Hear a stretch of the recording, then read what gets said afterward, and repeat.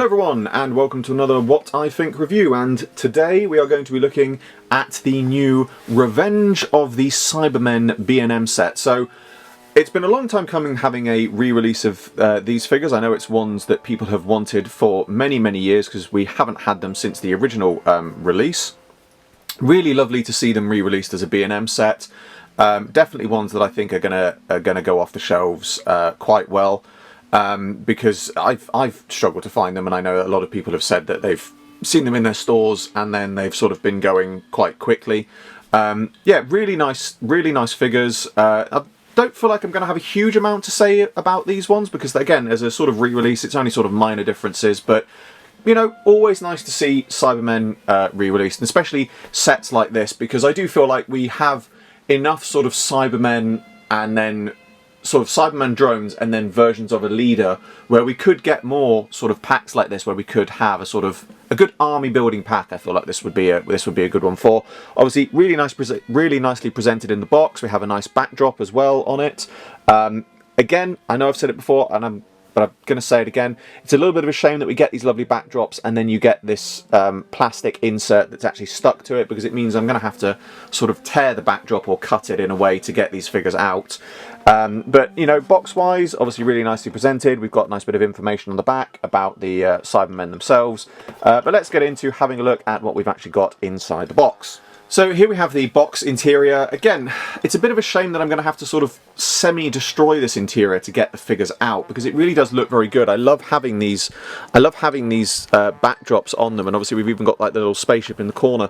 Now I am recording this just a few minutes after I've recorded my review of the Anthony Ainley Vortex release, which we've had. If you haven't seen that video yet, please go and watch it.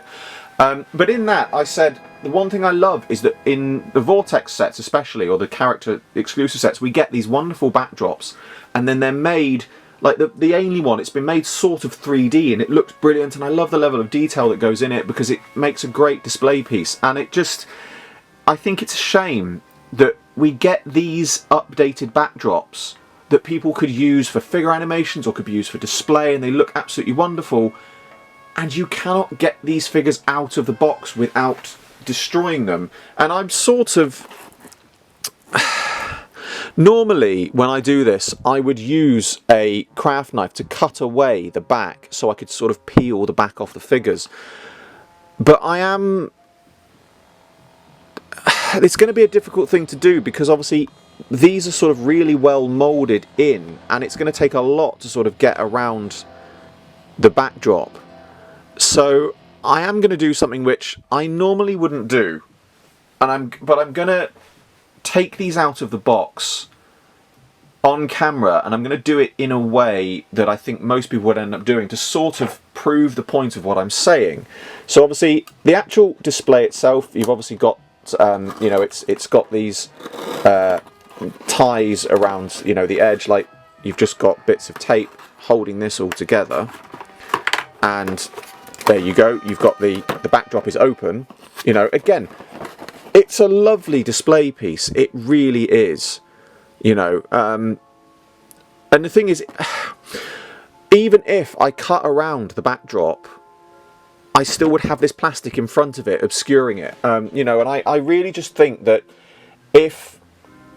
And again, I put this down to, I think this is B&M are the ones not wanting to, you know, they're having to, CO are having to economise on the budget that B&M allows them to use on these. But if they just had these figures tied to the backdrop, so there was just a couple of little holes, yeah, okay, it would still be, you know, ruin it a little bit. But I would rather have that. In fact, let me come back to that. So if we just had the figures tied to the backdrop, and you just had a bit of film in front of the figures just to keep, you know, a bit of plastic film over the front of the box to keep them in, it would look great. And I said, if you tied the figures to the backdrop, I would rather have some little holes that you could put a sticker over, or you could fill in, or you could Photoshop. I would rather have that than have... And I'm really trying to sort of do this as carefully as I can, but again, there's only sort of so many ways you can do this, and I'm just doing it in the way that most people would take these out of a box Oh god, this feels so wrong doing this, because normally I would love to try and keep these intact as possible. But I would rather have some holes in the backdrop that I could fix than have.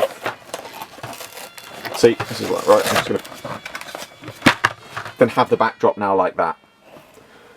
I mean, it almost pains me that the work that's gone into this backdrop, and then that's how you've got to open it.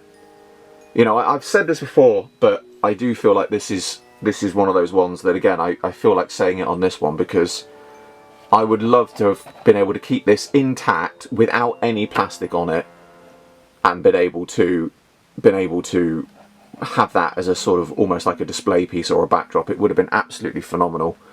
But you know, it is what it is. I really wanted to do that in this video, just to sort of highlight and really sort of try and make a point of saying, please, please, please let us preserve these amazing little backdrop pieces. But let's get on to having a look at the figures themselves now. So here we have these Cybermen out of the box. Again, really nicely presented. I love that they're a little bit more metallic in this as well. They've got a little bit of a sheen compared to the originals. I am going to do a comparison to the originals in a minute. But overall, the detailing is very nice. You know, there's a few sort of minor changes and things like that which have changed.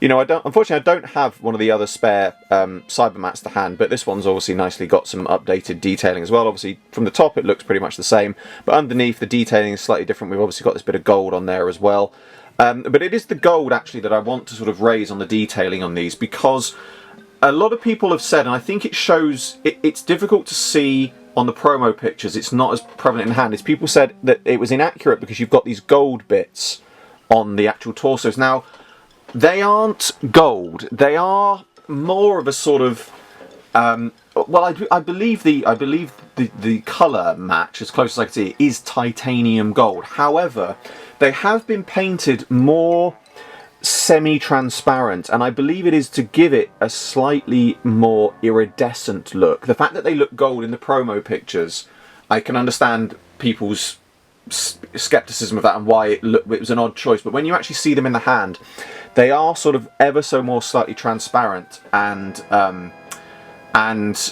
iridescent, you know, and it does make a difference. But then we've also got things like, you know, on the head cowling as well, there's a small sort of painted detailing on those. Obviously the torso front as well is now more sort of dark grey, you know, metallic grey than the plain black of the originals. Yeah, they do look good. They do look very good, and you know, it's nice to see them re-released and updated. But let's have a quick comparison between the new and the old. So the middle two here are the new ones, and the outside two are the original releases. And as you can see, there are sort of differences between them. I don't think it comes up as well on camera, but the newer ones are ever so slightly more metallic.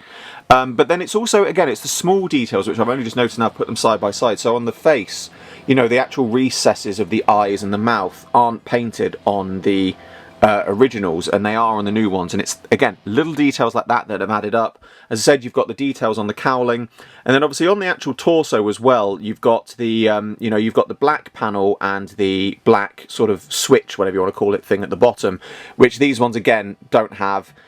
And when you look at the pictures, I've looked at the pictures of the episode, they aren't black.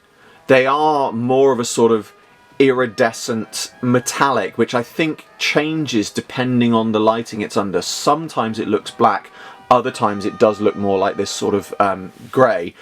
The only thing I will say is I think consistently the leader does have more of a black panelling on the front, and obviously on the original releases as well, the actual sort of edge of this panel was slightly more prevalent in its silver, whereas on the new one it does look like it's unpainted, but it isn't. It does have a silver edge around it. It's just not quite as detailed. Again, for a budget re-release, I can understand why, and obviously we haven't got any interior detailing on the paneling as well.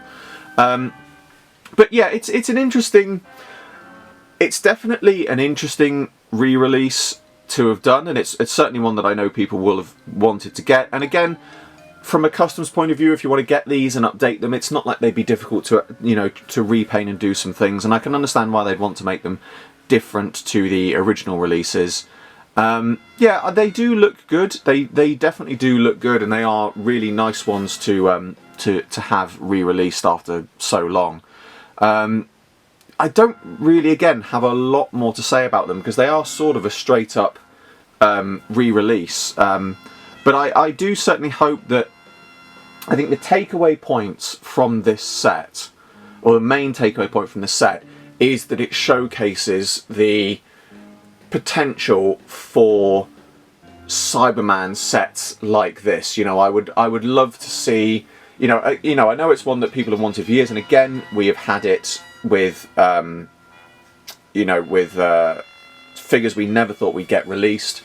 Would be a Wheel in Space Cyberman set. Unfortunately, I don't think the likeliness of getting that in a B&M set is very unlikely, because simply that it's a budget line and it would require many new pieces. However, it does make me hold out hope that that is something that we could maybe get in a Vortex set, as a limited release. And the same again with perhaps like the Cybermasters.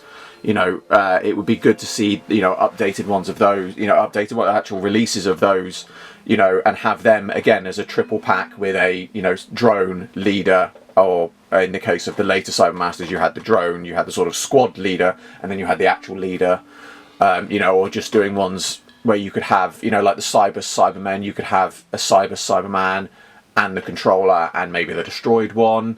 I'm just looking at all of my Cyberman figures I've got lined up. From Earthshock, you could have a standard, a leader, and the rogue. There's lots of potential, and even like the Nightmare and Silver Cyberman again would be a whole new sculpt, so it would be a Vortex release most likely. But you could have a standard drone, the wooden Cyberman, and potentially even the leader, which there was a leader made for the show, but it never actually appeared on the show, but it does exist. There's so much potential that you could do, with these sets. And obviously, we've also had things like the the Silver Nemesis set as well, where we had updated ones of those. It was great to see. There's a lot of good potential for updated figures, especially for Cyberman building packs and things like that.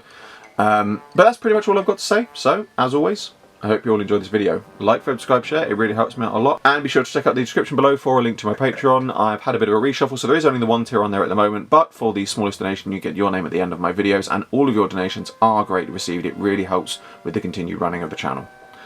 I salute you all, and I will see you in another video very soon.